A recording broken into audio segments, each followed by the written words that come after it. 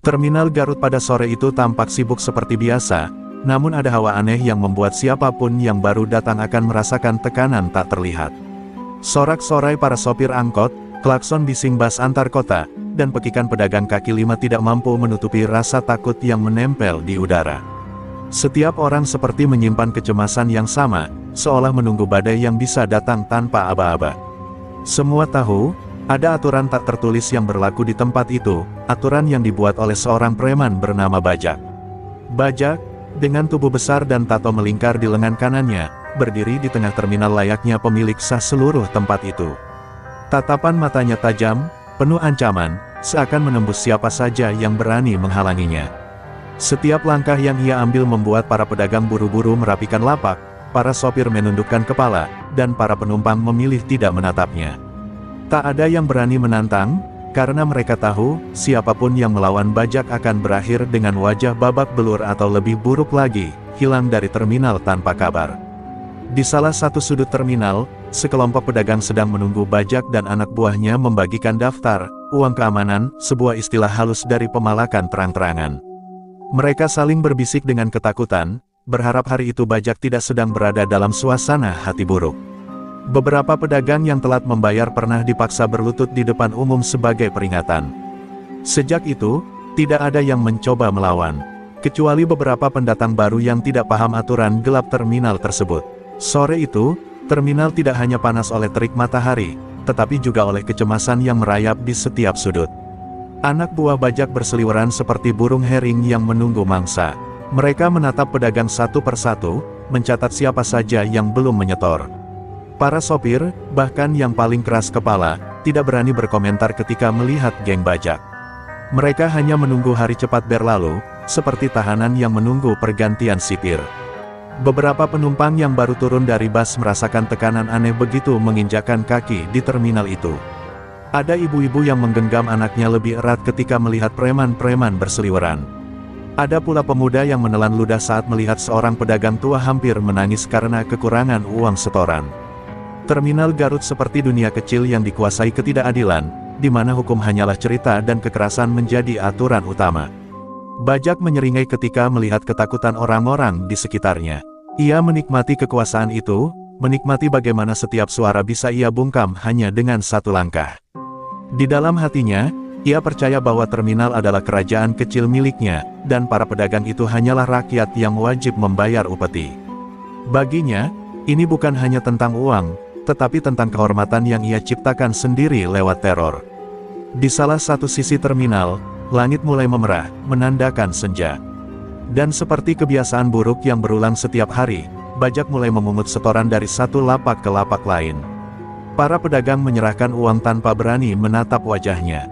Dan di balik semua ketakutan itu, sebuah bisikan kecil mulai muncul, kabarnya, ada pedagang baru yang belum menyerahkan sepeser pun. Bajak mengangkat alisnya, menandai informasi itu di benaknya. Dan di saat yang sama, tanpa seorang pun menyadari, seorang pria parubaya mendorong gerobak bakso tuanya memasuki terminal. Langkahnya pelan, wajahnya terlihat lelah namun tenang. Tidak ada yang tahu bahwa kedatangannya akan mengubah seluruh cerita terminal itu. Namun untuk saat ini, terminal Garut masih berada di bawah bayang-bayang seorang preman bernama Bajak, penguasa yang membangun kerajaannya di atas rasa takut.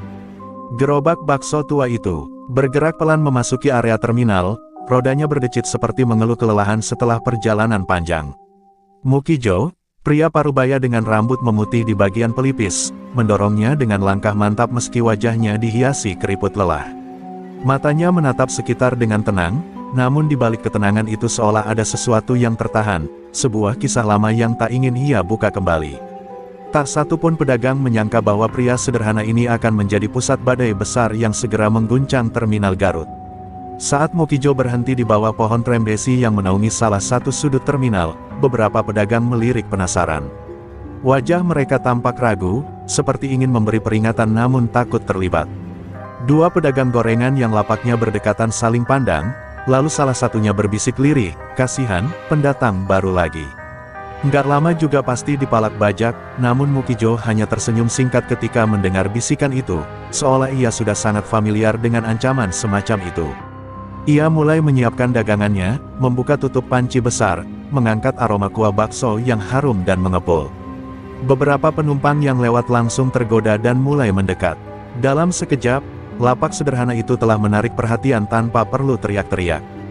Gerakan Mokijo cekatan namun lembut, seperti seseorang yang sudah bertahun-tahun terbiasa melayani dengan sabar.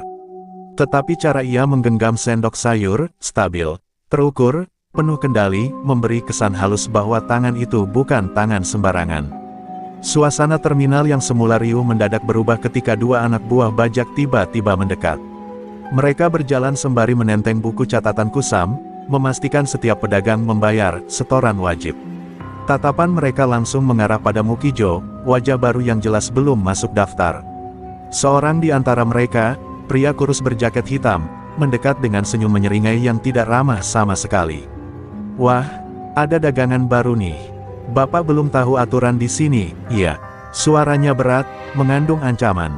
Mokijo menatap anak buah itu sebentar, lalu kembali melayani pembeli tanpa menunjukkan ketakutan. "Mohon maaf, Mas, aturan apa yang harus saya tahu?"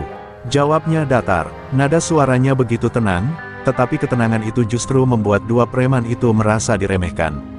Mereka mengira Mokijo hanya pria tua keras kepala yang tak paham situasi. Padahal, bagi Mokijo, menghadapi orang-orang seperti ini sudah pernah ia lakukan puluhan kali dalam hidup lamanya, sebelum ia memilih berhenti dari dunia pertarungan yang pernah menelan segalanya. Anak buah bajak meletakkan tangannya di meja gerobak Mokijo, menekan keras hingga piring-piring kecil bergetar. "Kalau mau aman dagang di terminal ini, minimal 100.000 per hari. Jangan macam-macam, Pak Tua. Kita nggak suka yang banyak alasan." Mokijo berhenti sejenak, memandangi tangan itu. Ada kilatan kecil di matanya, bukan marah, tapi kesadaran bahwa hidup damainya akan segera terganggu bila ia tidak sigap mengendalikan situasi.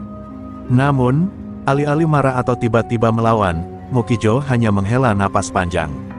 "Mas, saya cuma cari nafkah. Saya tidak mau ribut, tapi saya juga tidak mau dipalak. Kalau Mas mau makan bakso, silakan. Kalau mau merusak dagangan, lebih baik bicara baik-baik," ucapnya pelan namun tegas. Kata-kata itu membuat kedua preman itu saling pandang, terkejut sekaligus kesal, karena tak ada orang baru yang pernah berani berkata sehalus namun setegas itu. Salah satu preman bersiap meraih kerah Mokijo, namun tiba-tiba gerakan tangan Mokijo menahan pergelangannya, bukan dengan kekuatan besar, melainkan dengan teknik halus yang membuat preman itu tertegun. Sentuhan itu ringan, tapi menimbulkan tekanan aneh yang membuatnya tak bisa bergerak. Mata para pedagang yang melihat kejadian itu membesar. Seorang ibu-ibu pedagang sayur langsung menutup mulutnya, berbisik, "Ya Allah, itu gerakan apa barusan?" Mereka belum tahu, pria penjual bakso ini bukanlah sosok biasa, dan langkah sederhana itu adalah tanda pertama dari badai besar yang akan datang.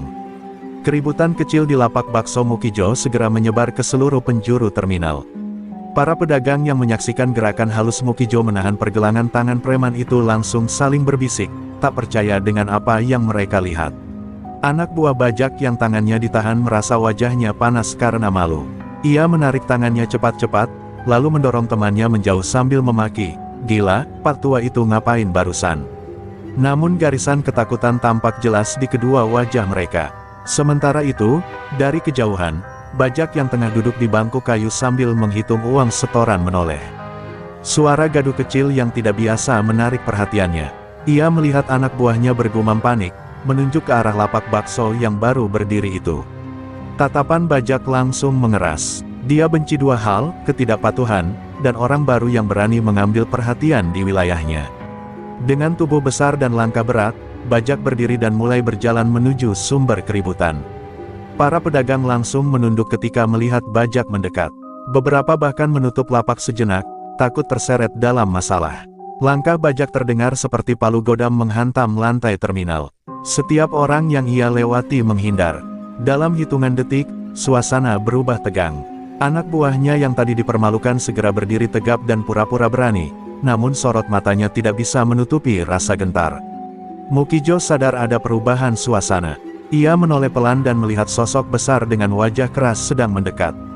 Tatapan bajak bertemu dengan tatapan Mokijo untuk pertama kalinya. Seketika terminal seperti terdiam.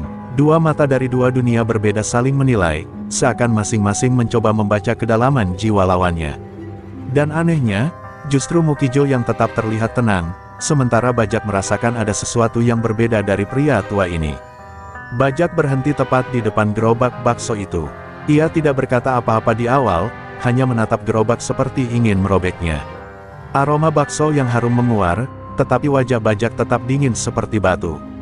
"Ini lapak baru?" tanyanya akhirnya, suaranya berat namun pelan, tanda bahwa ia sedang menahan amarah. Anak buahnya langsung menjawab cepat, "Iya, Bang, dan dia tadi berani nolak bayar setoran." Mukijo tetap tenang, seakan kalimat itu tak mengarah padanya. "Saya hanya ingin berjualan, Mas. Bukan mencari masalah," katanya sambil mengaduk kuah bakso.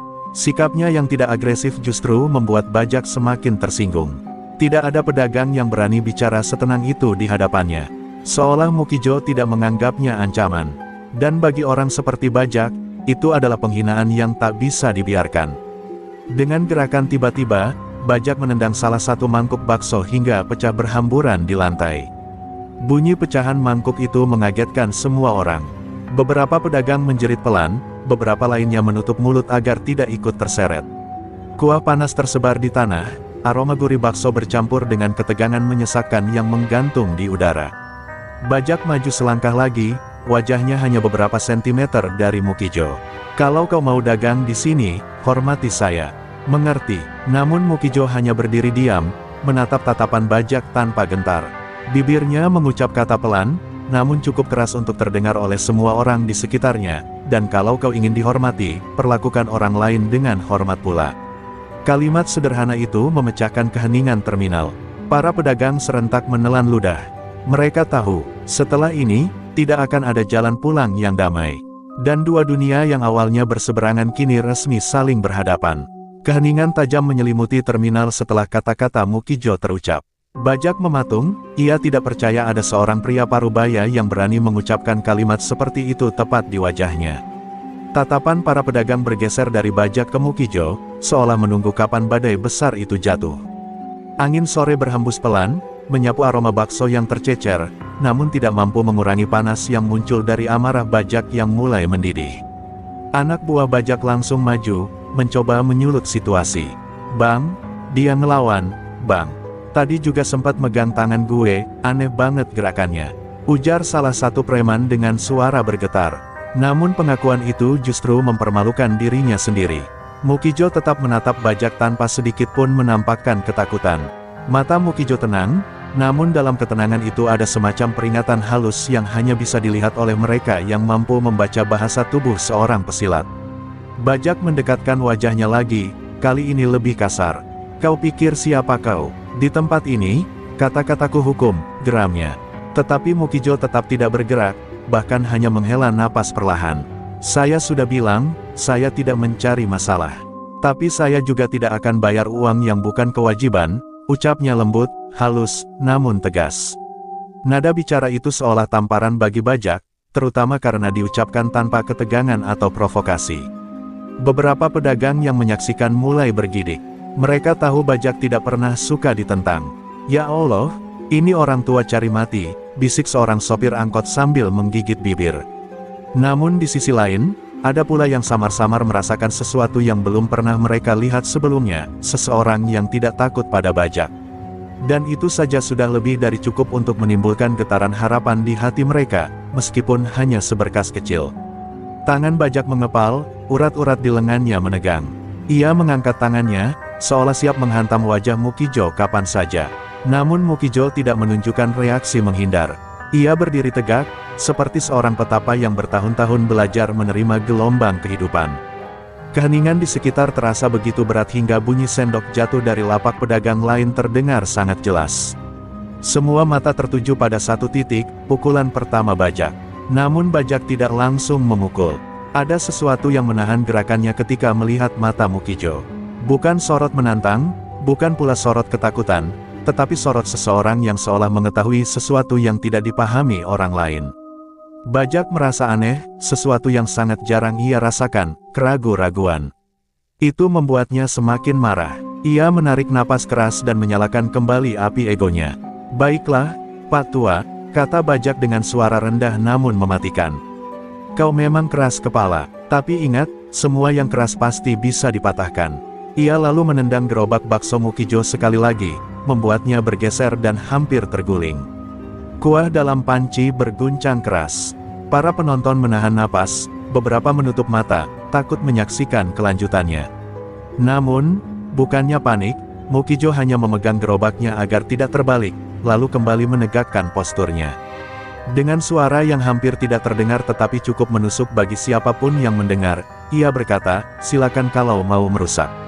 Tapi saya tidak akan menyerah. Saya sudah terlalu lama menghindari pertempuran dalam hidup saya. Saya tidak ingin kembali ke itu, tapi, kalau terpaksa, saya bisa." Kata-kata itu mengandung ketenangan yang justru lebih mengerikan daripada ancaman apapun. Para pedagang menoleh pada satu sama lain dengan tatapan ngeri dan tak percaya.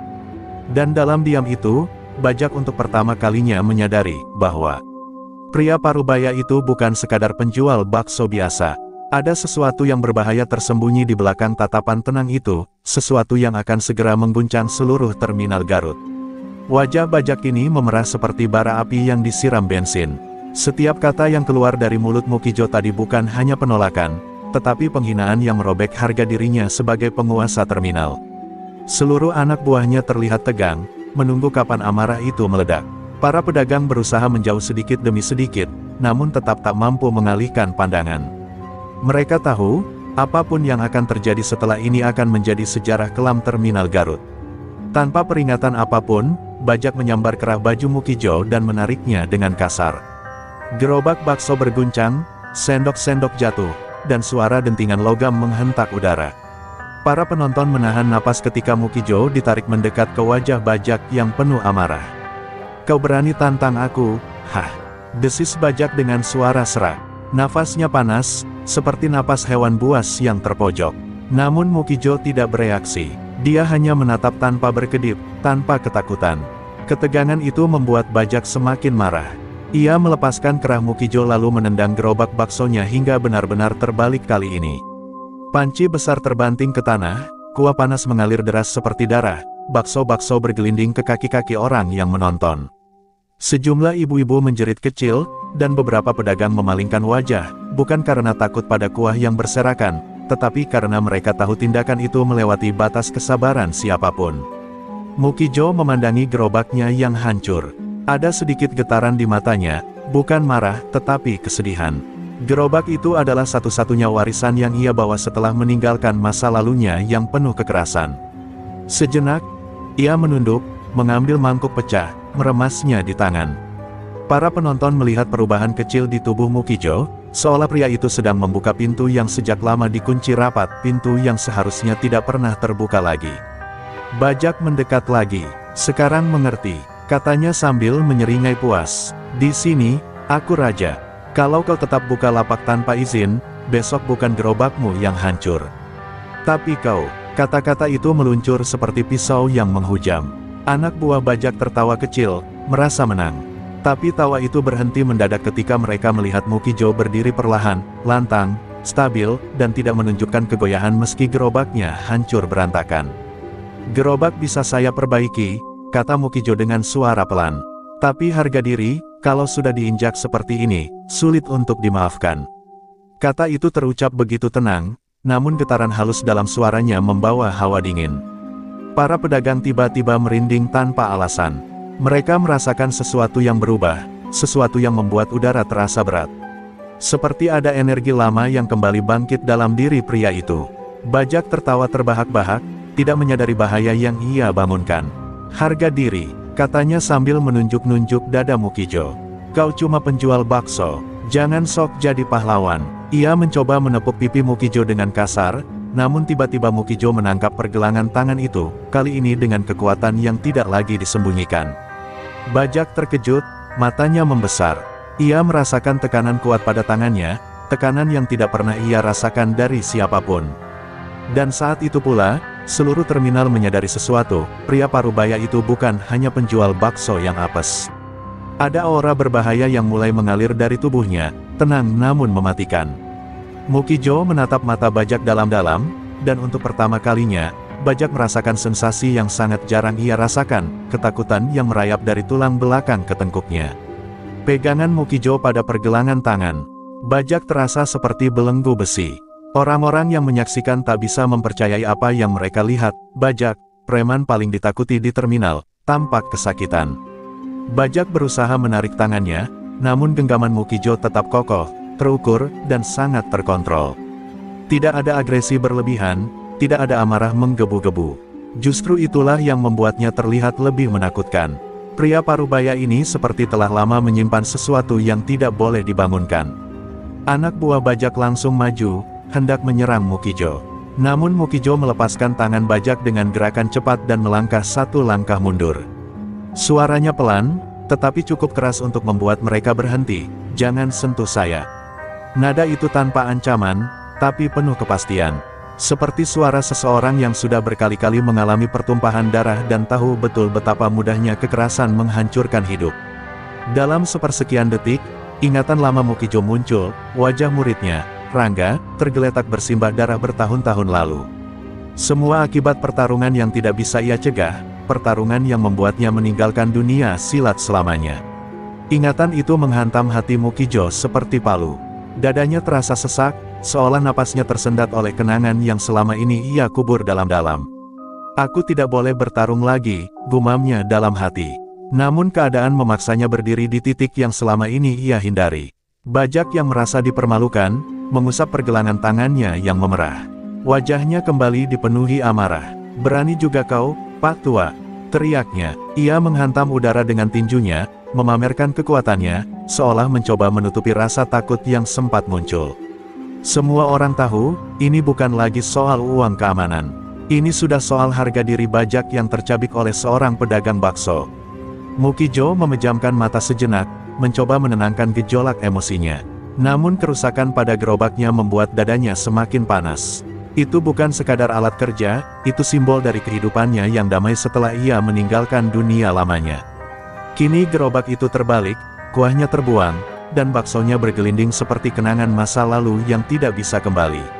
Pedagang-pedagang di sekitar mulai tergerak ingin membantu, namun mereka tidak berani mendekat. Mata mereka berpindah antara Bajak dan Mukijo, seperti menonton dua gunung yang siap meletus. Bajak mendekat lagi, lebih agresif dari sebelumnya. "Kau kira kau siapa? Hah? Silat-silatan," makinya dengan tawa ejekan. Namun lidah Bajak bungkam ketika melihat sorot mata Mukijo berubah, tidak lagi tenang seperti tadi. Ada api kecil yang menyala. Api itu bukan kemarahan membabi buta, tetapi sesuatu yang jauh lebih berbahaya, tekad yang bangkit dari luka lama. Mukijo menatap Bajak tanpa mengedip, dan seluruh terminal merasakan perubahan atmosfer yang mendadak menggigilkan. "Saya sudah bilang," kata Mukijo pelan, "saya tidak mau kembali bertarung. Tapi ada batas kesabaran setiap manusia." Tangannya mengepal perlahan, buku-buku jarinya memutih. Orang-orang yang pernah melihat silat sejati tahu, itu bukan kepalan preman, tetapi kepalan seorang pendekar yang menahan diri. Bahkan tanah di sekitar terasa lebih berat, seakan energi yang lama terkubur mulai mengalir kembali dari tubuh Mukijo. Tatapan Bajak dan Mukijo kembali bertemu. Dan pada momen itu, semua orang di terminal menyadari satu hal, benturan besar tidak bisa lagi dihindari. Seorang preman yang haus dominasi berdiri berhadapan dengan seorang mantan pelatih silat yang sudah terlalu lama menahan amarah dan trauma. Badai sudah terbentuk, dan hanya menunggu waktu untuk pecah. Suasana terminal seperti membeku ketika Bajak akhirnya mengangkat tangan, bersiap menghantam Mukijo tanpa ampun. Amarah yang sejak tadi ia bendung akhirnya meledak.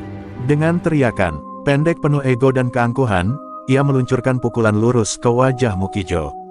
Para pedagang menjerit kecil, beberapa menutupi mata karena tak sanggup melihat. Semua yakin, pria tua itu akan tersungkur dengan darah mengucur. Bajak memang terkenal, pukulan pertamanya selalu mematikan. Namun yang terjadi sungguh di luar dugaan. Pada detik terakhir sebelum pukulan itu mendarat, Mukijo miringkan tubuhnya sedikit, hanya beberapa sentimeter, seperti daun yang menghindari hembusan angin. Gerakannya begitu lembut, nyaris tak terlihat, tetapi sangat tepat hingga pukulan Bajak meleset dan menghantam udara kosong. Tubuh besar Bajak terseret momentum sendiri, membuatnya kehilangan keseimbangan. Para pedagang terpaku, mulut mereka terbuka lebar. Bajak tercekat, tubuhnya memiring selama sesaat sebelum ia kembali tegak, wajahnya berubah dari marah menjadi bingung. Apa itu barusan? Jerit salah satu anak buahnya dengan suara pecah. Mereka tidak mengerti bagaimana pria tua yang tampak rapuh itu bisa menghindar dari pukulan secepat itu. Tetapi Mukijo hanya berdiri dengan ekspresi tenang, bahkan tidak menunjukkan kebanggaan atau kesombongan sedikitpun. Seakan gerakan barusan hanyalah refleks biasa. Tentu saja, bagi Mukijo, itu memang refleks. Tahun-tahun sebagai pelatih silat membuat tubuhnya memahami bahaya jauh sebelum otaknya memprosesnya. Namun teknik itu ia kubur dalam-dalam sejak tragedi masa lalu. Kini, tanpa bisa ia cegah, teknik itu perlahan bangkit kembali, seperti harimau tua yang terbangun dari tidur panjang. Aku tidak ingin ini, getarnya dalam hati, tapi dia memaksaku. Kemarahan bajak meledak lebih besar. Merasa dipermalukan di depan orang banyak, ia melancarkan pukulan kedua, lebih cepat, lebih keras, lebih brutal. Tetapi sekali lagi, Mukijo bergerak seperti air. Dengan sedikit putaran tubuh dan langkah ringan ke samping, ia membuat pukulan itu kembali meleset. Kali ini, ia menambahkan sedikit sentuhan, menahan lengan bajak dengan dua jari, memutar sedikit, membuat tubuh besar preman itu meringis kesakitan tanpa ia sadari. Para penonton mulai berbisik panik. "Ya Allah, itu silat!" ujar seorang pedagang sayur dengan suara bergetar. Yang lain menimpali, tapi halus sekali, kayak jurus-jurus lama. Desas-desus mulai menyebar cepat. Terminal yang biasanya dipenuhi ketakutan kini dipenuhi rasa takjub bercampur ngeri. Mereka mulai melihat Mukijo bukan sebagai penjual bakso, tetapi sebagai sesuatu yang jauh lebih besar, lebih berbahaya, dan lebih berwibawa. Bajak semakin frustrasi, wajahnya memerah penuh amarah dan rasa malu. "Jangan main-main sama gue," teriaknya sambil melancarkan pukulan ketiga, kali ini dengan ayunan besar yang mematikan. Namun sebelum pukulan itu sampai, Mukijo menempatkan tangannya di dada bajak dan mendorongnya pelan, sangat pelan. Tapi dorongan itu menghentikan langkah bajak seketika, membuat tubuh kekarnya mundur setengah langkah. Semua orang terkesiap, banyak yang tidak percaya seorang pria parubaya bisa menghentikan serangan sekuat itu dengan begitu mudah. Pukulan pertama sudah terjadi, dan dengan itu, seluruh terminal sadar, konflik kecil ini telah berubah menjadi duel sesungguhnya. Bajak, sang penguasa terminal, mulai terlihat goyah. Sedangkan Mukijo, yang awalnya hanya ingin berdagang dengan damai, kini berdiri sebagai sosok misterius yang telah membuka kembali pintu masa lalunya, sesuatu yang tak bisa ia tutup lagi. Kejadian barusan membuat terminal berubah seolah menjadi arena yang menahan napas. Anak buah bajak yang biasanya pongah kini saling pandang dengan wajah pucat. Mereka tidak pernah melihat ada yang bisa membuat pukulan bajak meleset 2 kali berturut-turut, apalagi dihentikan dengan dorongan ringan. Bajak sendiri terdiam sesaat, mencoba meresapi apa yang baru saja terjadi. Tak pernah, dalam hidupnya ia merasa ditahan oleh orang yang bahkan tidak mengeluarkan tenaga besar. Sementara itu, beberapa pedagang mulai berbisik-bisik, berusaha mengurai misteri yang berdiri di depan mereka. "Kayak pernah lihat gerakannya," gumam seorang bapak penjual rokok. "Mirip aliran lama, aliran yang udah jarang ada," timpal seorang sopir. Telinga-telinga mulai menangkap satu nama yang perlahan muncul dari ingatan salah seorang pedagang tua, nama yang dulu dikenal dalam dunia persilatan Jawa Barat. Pedagang tua itu melangkah maju sedikit, mengamati gerakan tangan Mukijo yang baru saja kembali ke sisi tubuhnya dengan formasi rapat dan rapi. "Gerakan itu bukan gerakan orang awam." "Astagfirullah," ujar pria tua itu sambil menutup mulutnya, itu gaya Renggas Sukma, aliran silat yang udah hampir punah."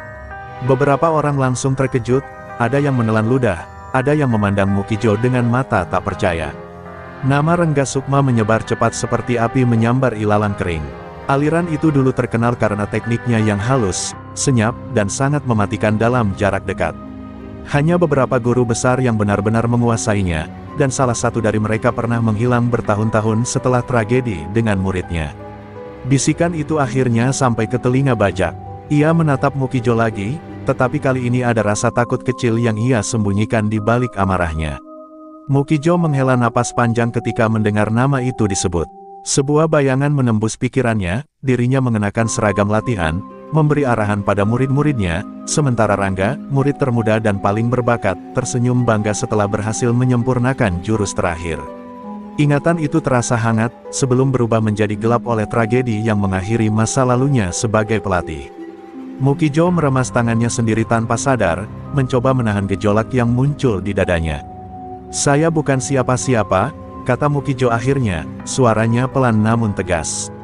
"Saya hanya pedagang bakso yang ingin hidup tenang." Tetapi kata-kata itu justru semakin memperkuat dugaan orang-orang bahwa ia adalah seseorang yang berusaha lari dari masa lalu. Mereka mengenali cara ia berdiri, cara ia mengatur napas, bahkan cara ia menahan serangan. Itu bukan teknik orang biasa. Itu teknik seorang guru besar yang sudah lama hilang. Bajak, yang merasa posisinya mulai terancam oleh ketakutan orang-orang, berusaha mengembalikan kendali. "Cukup," teriaknya, "silat atau apapun, gue nggak peduli. Di tempat ini, tetap gue yang berkuasa." Namun suaranya terdengar sedikit gemetar, meskipun ia berusaha menyembunyikannya. Rasa malu dan amarah membuat napasnya berat. Anak buahnya tidak lagi terlihat sekuat tadi, mereka bahkan mundur setengah langkah tanpa sadar. Mukijo menatap Bajak dengan sorot yang berbeda, sorot seseorang yang sudah memahami tanpa perlu penjelasan. "Saya tidak ingin merebut apapun," katanya. "Tapi kamu telah melewati batas." Orang-orang di sekitar merinding mendengar itu. Suasana terminal kini bukan hanya tegang, tetapi juga dipenuhi rasa penasaran dan ketakutan yang bercampur jadi satu. Mereka tahu, identitas Mukijo yang sebenarnya mulai terkuak, dan terminal Garut akan segera berubah selamanya. Wajah Bajak berubah semakin gelap ketika melihat orang-orang mulai menaruh hormat pada Mukijo. Kerumunan yang biasanya tunduk padanya kini berdiri dengan pandangan berbeda, ada harapan, ada rasa penasaran, dan yang paling membuatnya marah, ada keraguan terhadap kekuasaannya. Bagi seorang preman seperti Bajak, keraguan adalah racun paling mematikan. Itu berarti ia kehilangan gengsi, kehilangan rasa takut yang menjadi bahan bakar kekuasaannya. Ia tidak bisa membiarkan itu terjadi, bukan hari ini, bukan di depan semua orang. Bajak melangkah maju lagi, kali ini lebih hati-hati. Meski langkahnya tetap diselimuti ego yang terluka. "Kau pikir kau hebat, Pak Tua?" katanya, suaranya melengking menahan rasa malu. "Ini bukan soal silat-silatan. Ini soal siapa yang pantas menguasai tempat ini." Ia menunjuk tanah, seolah menghukumi Mukijo. Namun semua orang bisa melihat, termasuk Mukijo sendiri, bahwa amarah Bajak lahir dari ketakutan yang ia tutupi dengan teriakan. Anak buah Bajak mencoba bersuara, "Bang, udahlah, dia bukan orang biasa." Namun Bajak langsung membentak, "Diam!" teriaknya sambil menatap mereka dengan mata membara. Anak buahnya kontan menutup mulut. Jelas sekali bahwa Bajak tidak mau terlihat lemah. Ia butuh membuktikan bahwa dirinya masih raja di terminal ini. Dan hanya ada satu cara untuk mengembalikan martabatnya yang tercabik di depan umum. Bajak menghela napas berat, lalu mengacungkan jarinya ke arah Mukijo. "Kalau memang kau punya nyali," katanya dengan nada menantang, "malam ini kita duel. Bukan sekarang, bukan di sini. Di lapangan kosong belakang terminal. Kau, aku, dan semua saksi." Suaranya menggema, membuat sebagian orang langsung terbelalak. Tantangan duel resmi, ini bukan main-main. Ini bukan sekadar pukul-pukulan di tengah terminal, tetapi pertarungan kehormatan yang biasanya terjadi antara orang-orang yang punya sesuatu untuk dibuktikan. Terminal langsung riuh rendah. Para sopir saling berbisik, para pedagang menelan ludah. "Duel, gila, ini bakal jadi malam berdarah," gumam seseorang. Di antara kerumunan, ada yang tampak takut, ada yang justru bersemangat, karena mereka tahu, dua dunia berbeda baru saja bersiap bertabrakan. Mukijo menatap Bajak tanpa reaksi berlebihan. Mata mereka bertemu, satu dipenuhi keangkuhan terguncang, satu lagi dipenuhi ketenangan yang sulit ditebak. Hening sesaat menguasai terminal ketika semua mata menunggu jawaban Mukijo. Ia menunduk pelan, memandang kuah baksonya yang tumpah ke tanah, seperti melihat sebagian hidupnya berantakan lagi. Perjalanan panjangnya untuk hidup damai runtuh hanya dalam hitungan jam karena arogansi seorang preman. Mukijo menarik napas dalam-dalam. Di balik ketenangan itu, ada sesuatu yang perlahan mengeras, sebuah keputusan yang selama ini selalu ia hindari. Akhirnya Mukijo mengangkat kepala. "Kalau itu satu-satunya cara agar tidak ada lagi yang kau sakiti, maka saya terima," katanya. Suaranya tidak keras, tetapi jelas, dan setiap kata seperti menggetarkan udara. Kerumunan langsung bergemuruh. Ada yang memegangi dada karena tegang, ada yang memalingkan wajah karena takut membayangkan hasilnya. Tidak ada yang mengira pria penjual bakso yang tenang ini akan menerima tantangan duel yang begitu berbahaya. Bajak tersenyum bengis, merasa dirinya kembali menang. "Bagus," katanya. "Malam ini, Pak Tua, jam 9, siapkan nyawamu." Ia lalu membalikkan badan dan pergi dengan langkah besar, mencoba mengembalikan wibawanya. Namun orang-orang yang melihat tahu, duel yang akan terjadi malam ini bukan duel biasa. Ini adalah pertarungan dua masa lalu, dua jalan hidup, dua api berbeda yang akhirnya bertemu di satu titik. Terminal Garut akan menyaksikan sejarah yang tak akan dilupakan siapapun. Setelah Bajak pergi dan kerumunan mulai bubar perlahan, Mukijo berdiri seorang diri di tengah sisa-sisa gerobaknya yang hancur. Kuah yang mengalir di tanah mulai mengering, menyisakan aroma yang menusuk hati, seolah menjadi simbol betapa rapuhnya kedamaian yang ia bangun selama ini. Para pedagang ingin mendekat dan memberi bantuan, tetapi mereka hanya bisa memandang dari kejauhan. Bukan karena takut pada Mukijo, tetapi karena mereka melihat sesuatu dalam dirinya yang sedang bergolak hebat. Mukijo menutup mata dan menarik napas panjang. Setiap helaan seperti membawa kembali potongan masa lalu yang sudah ia kubur. Teriakan murid-muridnya, suara bambu patah saat latihan, dan yang paling jelas, wajah Rangga, murid termudanya, tersungkur dengan luka fatal setelah duel terkutuk yang tak pernah ia lupakan. "Aku tidak boleh bertarung lagi," bisiknya lirih, hampir seperti doa yang patah. Namun keadaan memaksanya kembali ke jalan yang dulu ia tinggalkan. Senja mulai turun perlahan, mewarnai langit dengan semburat merah kemasan. Mukijo mendorong sisa gerobaknya menuju gang kecil di samping terminal. Di sana, ia berhenti di sebuah bangku beton tua yang tampak sudah lama menjadi tempatnya beristirahat. Di tempat itu, ia perlahan merentangkan tangannya, memutar bahu, mengatur napas, gerakan-gerakan kecil yang dulu ia lakukan setiap pagi sebagai pelatih. Otot-otot lamanya yang kaku seakan kembali mengenali perintah itu, bangkit dari tidur panjang mereka. Tepat ketika ia melakukan gerakan pertama, tubuhnya terasa asing, seperti seseorang yang kembali mengingat nyanyian lama setelah bertahun-tahun hilang dari ingatan. Namun semakin lama, aliran itu kembali jernih. Gerakan tangan yang mulanya gemetar berubah menjadi tegas. Napas yang awalnya berat berubah menjadi ritmis. Langkah kaki yang kaku menjadi luwes. Dari jauh, seorang pedagang tua yang memperhatikannya sampai terbelalak. "Astagfirullah, itu memang benar gerakan Rengga Sukma," suaranya bergetar. Mukijo membuka matanya perlahan. Sinar tajam muncul dari balik ketenangan itu, bukan amarah, melainkan kesadaran bahwa ia harus menghadapi sesuatu yang selama ini ia hindari. Ia ingat bagaimana dulu jurus pamungkasnya disebut Rengga Purnama, jurus yang hanya ia ajarkan pada satu murid Rangga. Jurus itu bukan untuk membunuh, tetapi untuk mengakhiri pertarungan dalam satu gerakan. Namun sejak tragedi itu, ia berjanji tidak akan pernah menggunakannya lagi. Malam ini, sumpah itu terancam runtuh. Di tempat lain, terminal mulai membicarakan duel itu dengan penuh ketegangan. Ada yang mengatakan Mukijo pasti kalah karena usia. Ada yang mengatakan Bajak pasti mati karena sombong. Tapi tak ada yang tahu kebenarannya. Mereka hanya tahu satu hal, malam ini akan menjadi malam paling menegangkan dalam sejarah terminal. Anak buah Bajak semakin gelisah. Mereka melihat pemimpin mereka kehilangan sedikit wibawa ketika berhadapan dengan pria tua itu. Mukijo mengikat tali sepatunya, memastikan langkahnya stabil. Ia menoleh ke arah terminal yang mulai gelap. Dalam keheningan itu, ia berkata kepada dirinya sendiri, "Aku tidak ingin bertarung, tapi aku tidak bisa membiarkan ketidakadilan menang." Kalimat itu membawa ketegasan yang bahkan mengejutkan dirinya sendiri. Perjuangan ini bukan lagi soal dirinya, tetapi soal orang-orang kecil yang setiap hari hidup dalam ketakutan di bawah kaki preman itu. Ketika malam semakin mendekat dan cahaya mulai meredup, Mukijo berdiri dan menatap ke arah lapangan belakang terminal. Malam ini ia bukan lagi penjual bakso. Malam ini, ia kembali menjadi sesuatu yang telah lama ia tinggalkan, seorang pelatih silat, seorang penjaga kehormatan. Angin malam membawa udara dingin, seolah mengingatkannya bahwa duel itu bukan sekadar perkelahian. Ini adalah pertarungan antara masa lalu dan masa kini, antara luka lama dan keadilan yang tertunda. Menjelang malam, terminal Garut berubah menjadi tempat yang berbeda. Biasanya suara angkot dan pedagang saling bersahutan, namun kali ini suasananya pelan, penuh bisik-bisik dan tatapan gelisah. Setiap orang seolah menunggu sesuatu yang besar akan terjadi.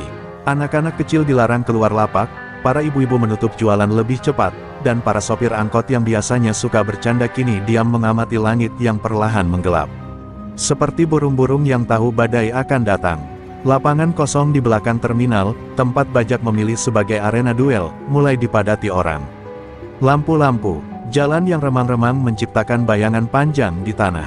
Orang-orang berdiri membentuk lingkaran besar, menjaga jarak, tetapi tetap ingin menyaksikan.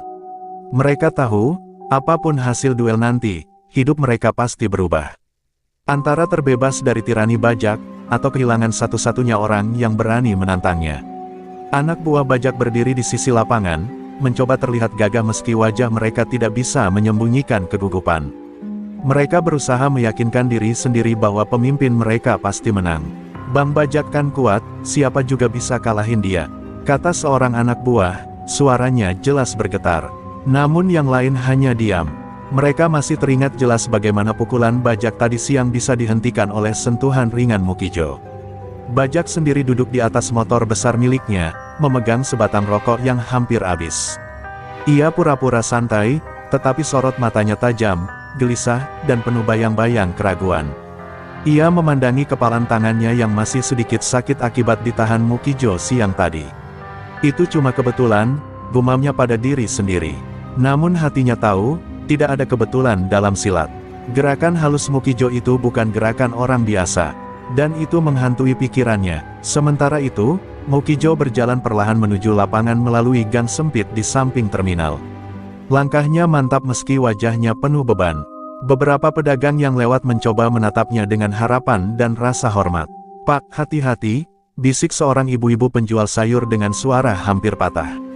Mukijo tersenyum tipis dan mengangguk. Dia tidak menjanjikan kemenangan, tidak berlagak sebagai pahlawan. Dia hanya seorang lelaki yang harus menghadapi masa lalu dan masa kini sekaligus. Ketika Mukijo tiba di lapangan, kerumunan langsung hening. Beberapa orang bahkan menahan napas. Mukijo berdiri tegak di bawah lampu jalan yang temaram, tubuhnya tampak seperti bayangan panjang yang bersiap menghadapi badai. Wajahnya tidak menunjukkan ketakutan, hanya ketenangan yang membuat banyak orang tergetar. Setiap langkahnya terasa membawa semangat yang dirindukan oleh mereka yang lama hidup dalam tekanan. Bajak berdiri dari motornya dan berjalan mendekat. Kedua pria itu akhirnya kembali berhadapan di tengah lingkaran manusia yang menyaksikan. Tidak ada kata-kata yang terucap, hanya suara angin malam yang menyapu daun-daun kering di tanah. Ketegangan itu begitu pekat hingga seolah bisa diraba. Orang-orang merasakan dada mereka sesak, seakan ikut menanggung beban yang dipikul dua tokoh itu. Saat mereka berdiri hanya beberapa meter satu sama lain, semua orang tahu, ini bukan lagi soal uang keamanan, atau soal harga diri preman.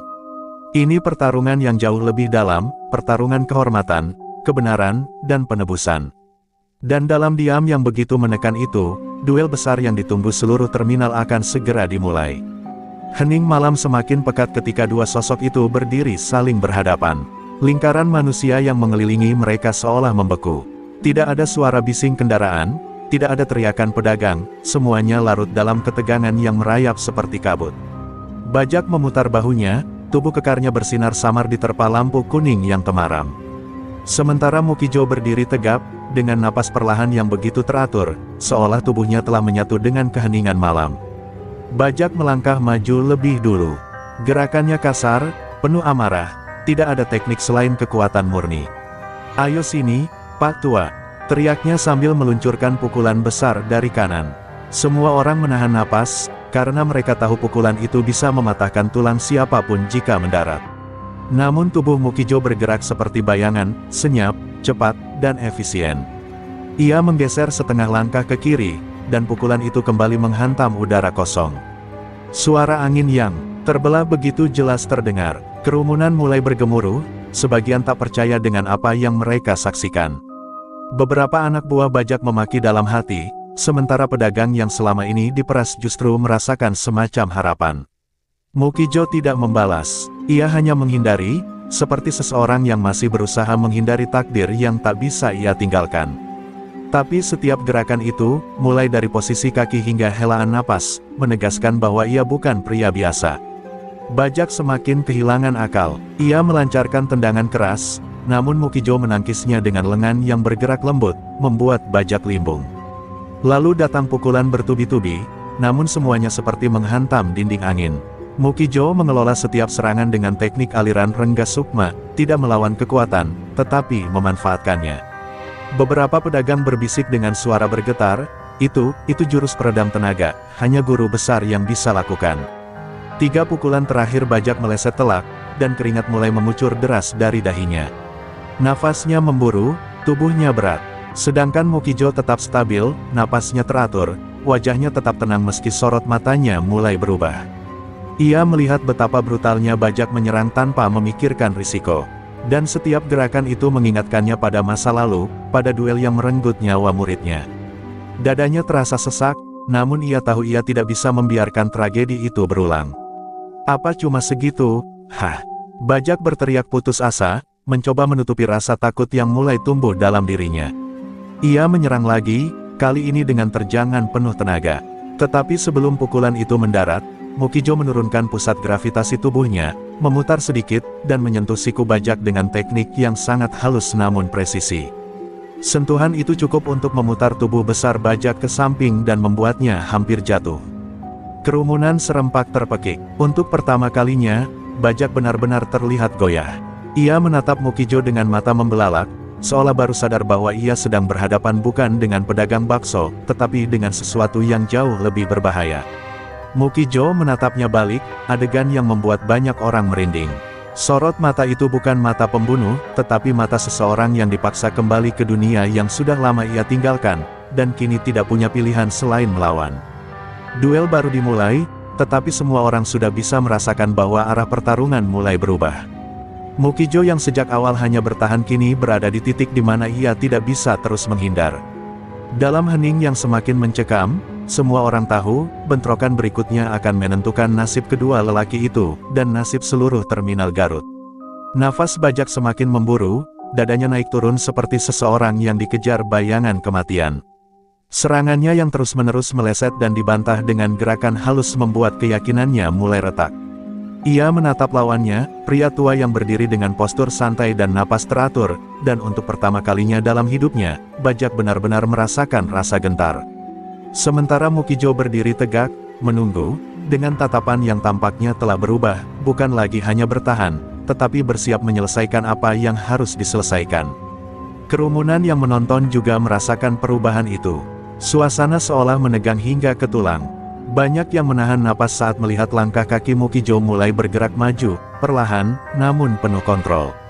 Tidak ada rasa sombong, tidak ada kemarahan yang meledak-ledak. Yang ada hanya tekad yang dalam. Wajah-wajah para pedagang yang selama bertahun-tahun hidup dalam ketakutan terlihat basah oleh keringat dan air mata kecil yang menetes tanpa mereka sadari. Bajak mencoba memukul lagi, berteriak sekeras-kerasnya untuk menghapus rasa takut. Tapi Mukijo kini tak lagi bergerak menghindar sejauh tadi. Ia mengangkat tangan, menangkis pukulan itu dengan gerakan pendek yang nyaris tak terlihat, lalu membalas dengan pukulan tepat ke arah dada kiri Bajak. Pukulan itu tidak keras, namun sangat presisi. Bajak tersentak, langkahnya mundur 2 kali. Kerumunan langsung riuh. Mukijo tidak berhenti di situ. Ia mengeksekusi 3 serangan berikutnya, semuanya cepat, lembut, dan terarah ke titik-titik vital.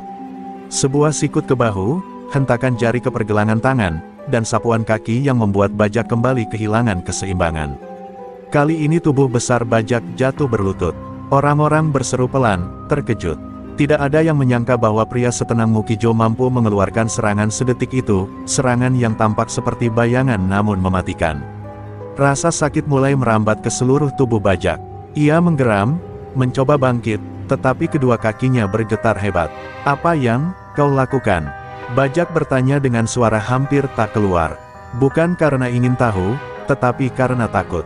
Mukijo menatapnya, dan di mata pria tua itu terdapat kedalaman yang lebih dari sekadar kemampuan bertarung. Ada rasa kehilangan, ada luka, ada masa lalu yang memaksa dirinya kembali memegang kekuatan yang dulu ia tinggalkan. "Ini hanya teknik dasar," jawab Mukijo pelan. "Aku masih menahan banyak." Kata-kata itu membuat bulu kuduk semua orang berdiri. Mukijo tidak menyombongkan diri, ia hanya mengatakan fakta. Dan fakta itu jauh lebih mengerikan daripada ancaman manapun. Bajak menelan ludah, keringat dingin menetes dari pelipisnya. Ia mencoba menyerang lagi, tetapi tubuhnya tidak lagi merespons seperti tadi. Terlambat, Mukijo sudah memasuki ritme yang tidak bisa diimbangi olehnya. Pada serangan berikutnya, Mukijo menangkis pukulan bajak dengan satu tangan, lalu memutar tubuhnya. Dalam 2 detik, ia menghantam ulu hati bajak dengan telapak tangan. Kekuatan pukulan itu bukan untuk membunuh, tetapi cukup untuk merobohkan tubuh yang paling kekar sekalipun. Bajak terhempas ke tanah, terbaring dengan napas tersengal-sengal. Para penonton menutup mulut, tidak percaya mereka melihat penguasa terminal tersungkur begitu mudah. Mukijo berdiri di atasnya, namun tidak bergerak mendekat. Ia menatap bajak bukan dengan kebencian, tetapi dengan pilu. Ia tahu satu hal, ini belum selesai.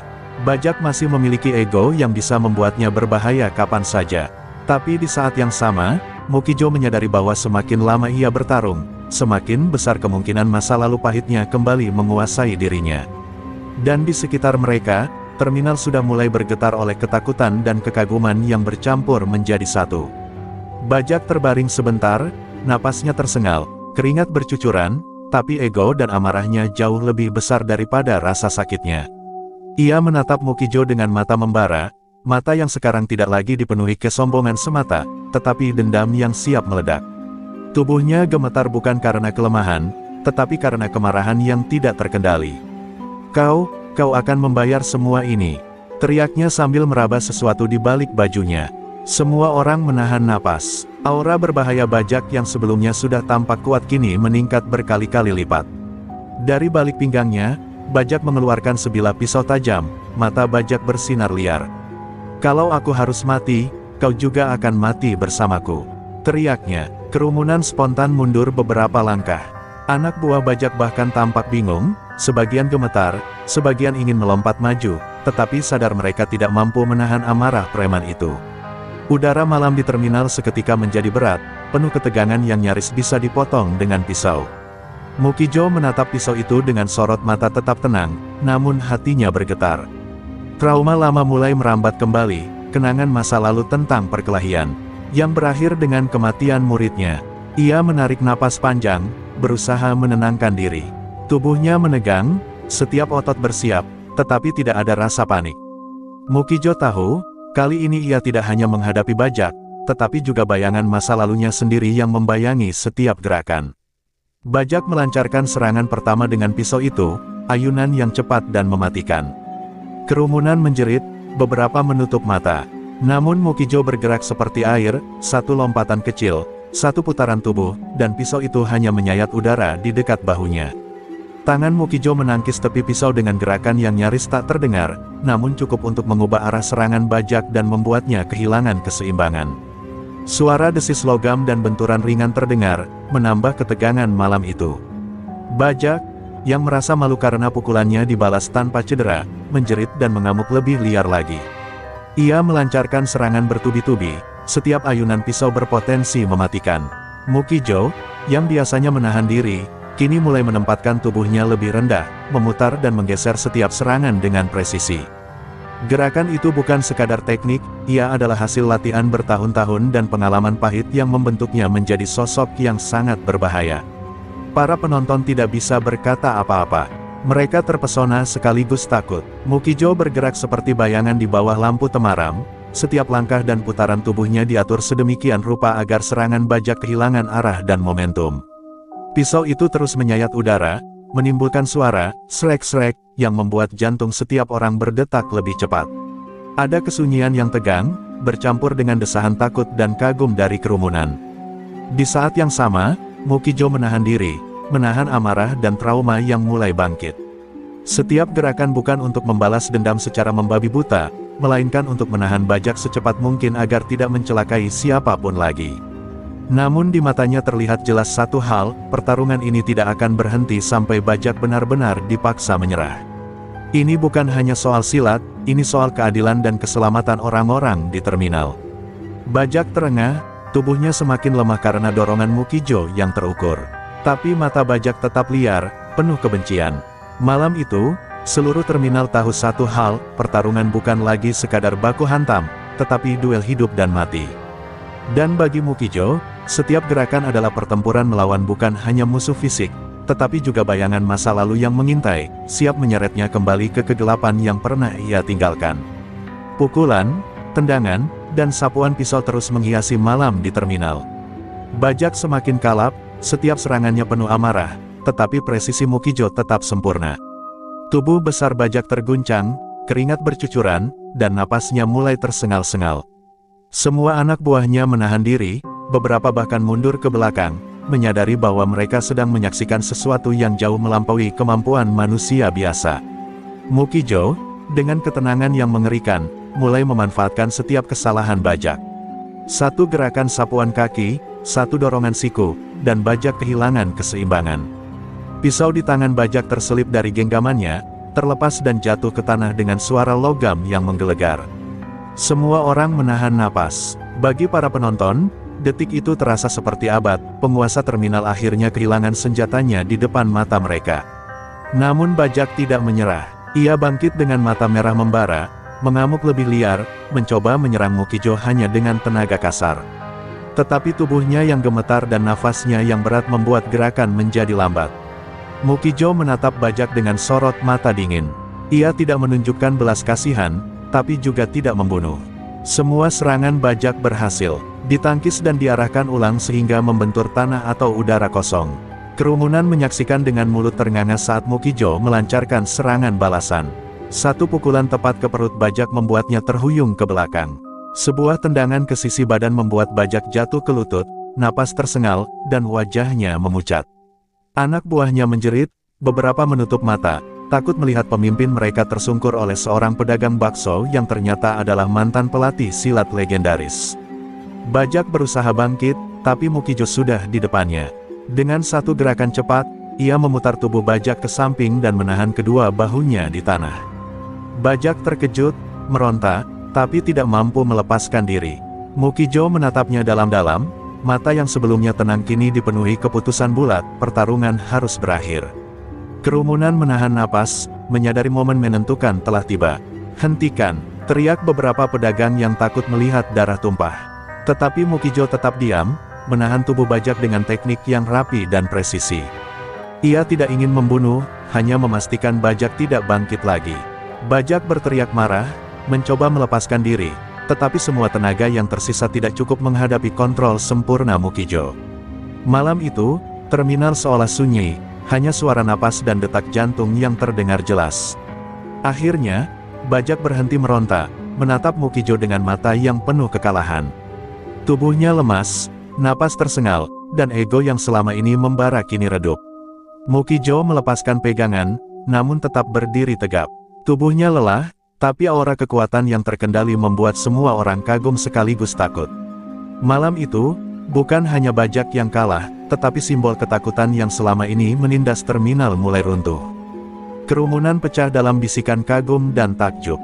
Pedagang-pedagang yang sebelumnya hidup dalam ketakutan kini tersenyum tipis, lega. Terminal Garut tidak lagi berada di bawah ancaman Bajak. Mukijo, meskipun lelah, berdiri di tengah lapangan, menatap ke langit malam yang kini tenang. Ia tahu pertarungan ini bukan hanya tentang fisik, tetapi tentang mengakhiri ketakutan dan menebus masa lalu yang menghantui. Setelah Bajak terkapar, kerumunan di terminal perlahan mulai tenang. Beberapa orang menangis pelan, ada yang menatap Mukijo dengan rasa kagum bercampur hormat. Mereka tahu malam itu bukan sekadar pertarungan antara dua orang, tetapi momen penting yang mengubah hidup mereka selamanya. Pedagang yang biasanya takut dipalak kini berani menghirup udara bebas tanpa beban. Bajak sendiri masih terbaring di tanah, tubuhnya lemah dan wajahnya pucat. Ia menatap Mukijo dengan campuran rasa takut, kebencian, dan sedikit kekaguman. Anak buahnya berusaha membantunya bangkit, tapi Bajak menepis tangan mereka. Ia sadar malam itu ia kalah bukan karena kekuatan fisik semata, tetapi karena Mukijo memiliki kontrol, pengalaman, dan ketenangan yang jauh melampaui dirinya. Mukijo menarik napas panjang, menatap tubuh Bajak sebentar, lalu mengalihkan pandangan ke kerumunan. Tidak ada kegembiraan berlebihan dalam sorot matanya, hanya ketenangan dan kelegaan bahwa pertarungan itu berakhir tanpa pertumpahan darah yang lebih parah. Namun di dalam hatinya, luka lama dan trauma masa lalu masih terasa berat. Ia tahu, kemenangan fisik tidak serta-merta menyembuhkan kenangan pahit yang menghantuinya bertahun-tahun. Para pedagang dan saksi mulai berbisik-bisik tentang perubahan yang terjadi. "Pak tua itu, luar biasa," kata seorang pedagang sayur dengan mata berbinar. "Dia bukan hanya pedagang bakso, dia pelindung kita malam ini," sahut seorang sopir angkot. Terminal Garut yang selama ini dikuasai oleh ketakutan mulai merasakan getaran perubahan. Rasa takut mulai digantikan oleh rasa aman yang baru, meski hanya perlahan. Bajak akhirnya berdiri dengan bantuan anak buahnya, wajahnya memerah bukan hanya karena lelah, tapi juga malu. Ia menatap Mukijo satu kali lagi, tanpa kata-kata. Kekalahan itu bukan sekadar fisik, itu adalah kehormatan yang hancur. Beberapa orang mendekatinya untuk membantunya, tetapi Bajak menolak. Ia sadar, malam itu ia bukan lagi penguasa yang ditakuti, melainkan simbol kesombongan yang runtuh di depan mata banyak orang. Mukijo membersihkan tangannya, mengamati gerobak baksonya yang rusak.